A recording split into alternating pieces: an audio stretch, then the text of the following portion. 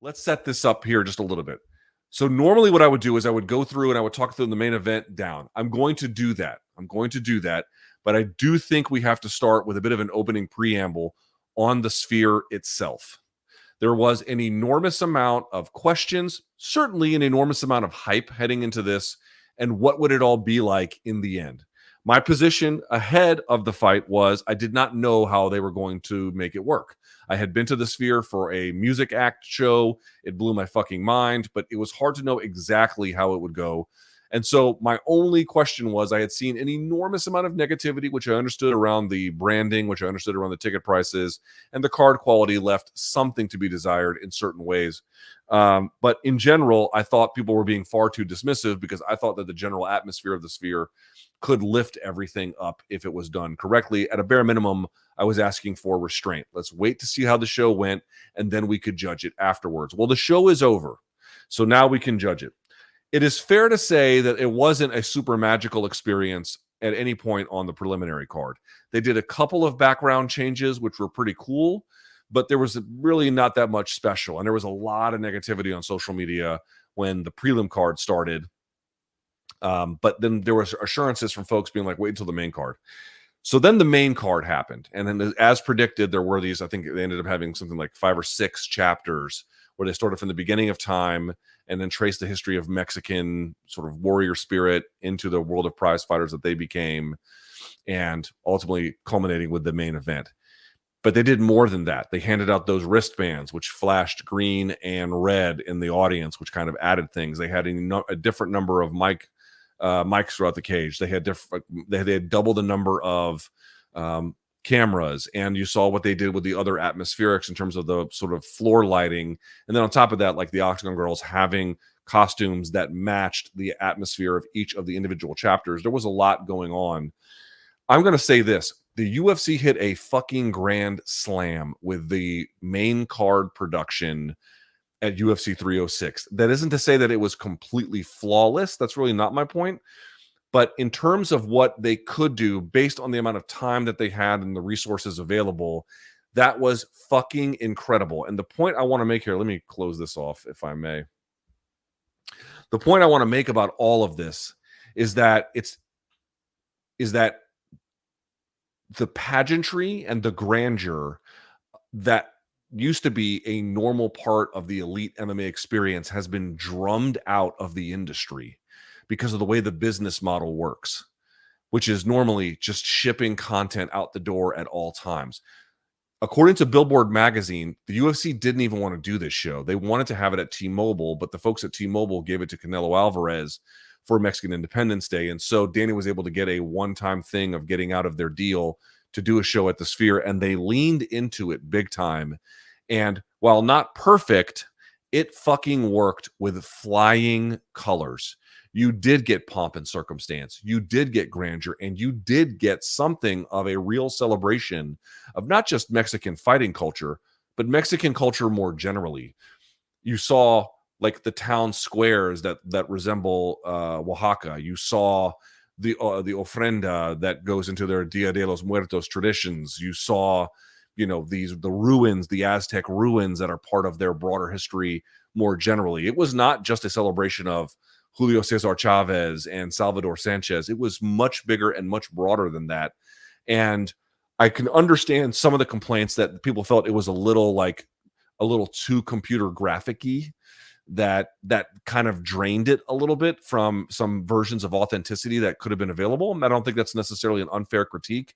Look at what that in the broader scope of what they were able to do and how they were able to tell a story and how it had a unifying theme and how they leveraged the full scale of the technology that this extremely unique venue was able to offer. Guys, they fucking killed it. They killed it. Prelim card, no. But where they put their actual effort into it, it was a fucking grand slam.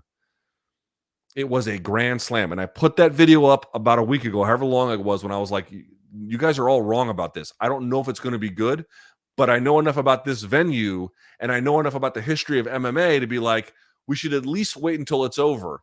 Well, sure enough, they delivered. Sure enough, they delivered. Did they not? This is what I want out of elite MMA. The UFC is flush with cash. They're literally giving media members that they like $20,000 for fucking fun.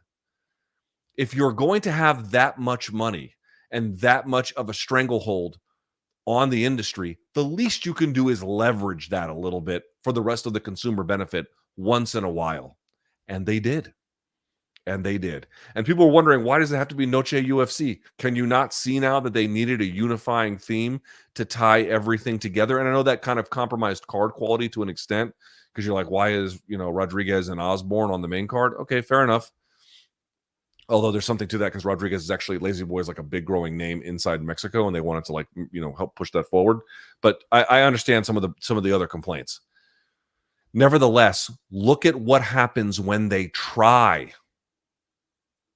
Look at what happens when they make an effort. Look at what happens when they really want to do something that, at least inside the combat sports space, nobody else will even bother attempting.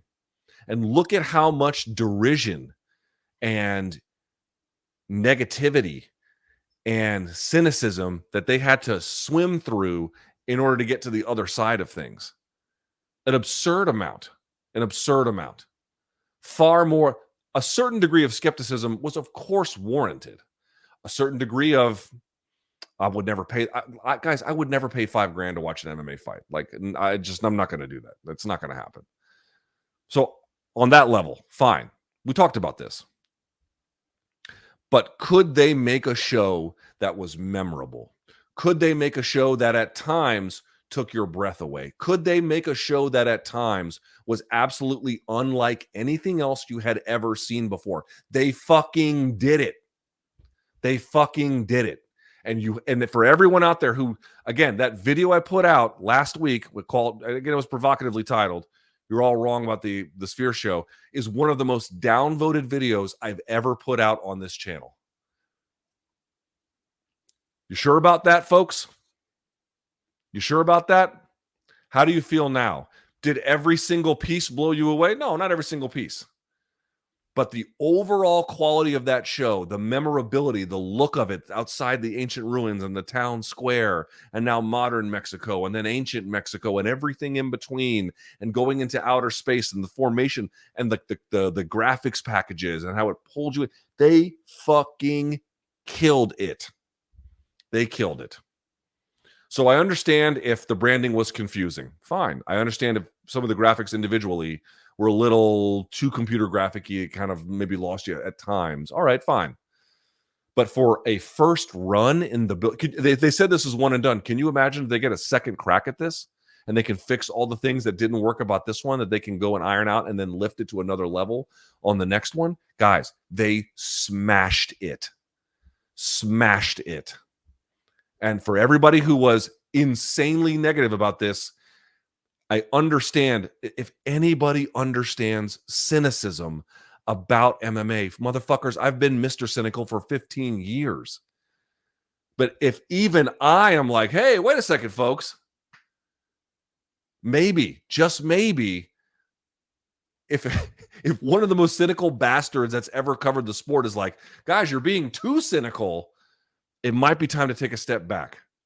They could have fucked this all up. If they had done what they were just doing on the prelim card, then it would have blown. It would have been terrible, right? Like if it was just that, I'd have been like, well, there was the hype didn't work. I mean, that was, whatever. It's not what they did. They delivered. I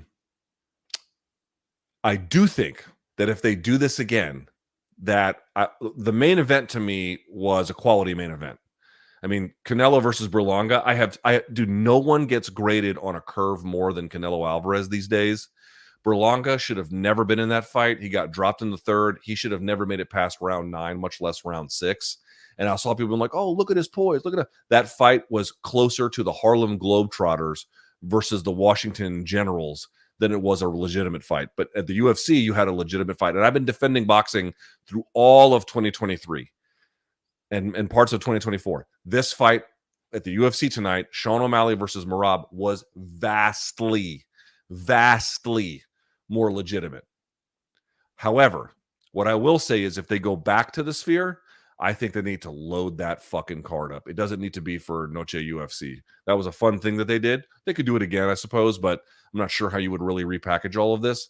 But if they ever go back, like a Connor type fight, John Jones is probably going to be out of the sport, but a Poatan kind of fight. And can you imagine the graphics with him walking out there and doing his thing with the bow and the whole nine? Can you imagine that?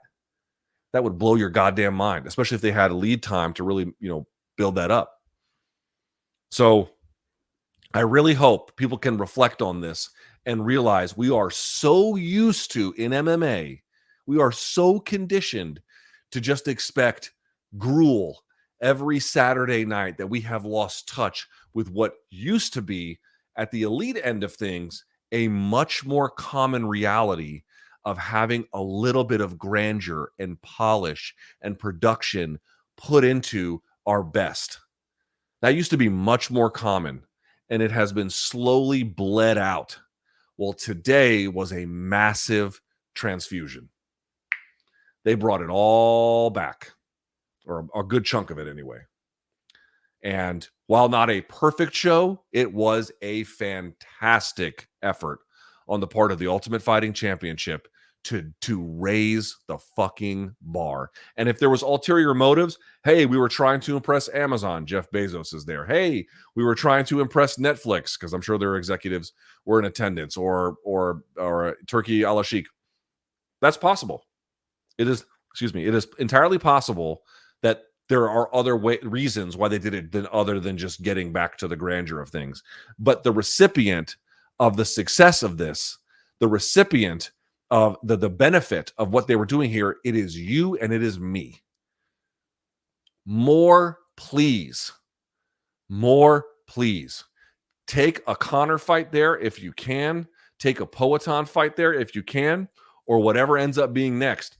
I don't know. Let's see what happens with Max and Ilya. Imagine that fight. The first one's bonkers and we have to run it back. Put the second one there.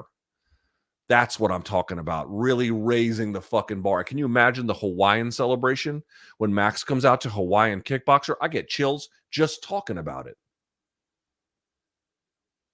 So for all the dickheads who downvoted that video, take a moment to reflect a little bit about why you were so cynical. It was okay to have skepticism.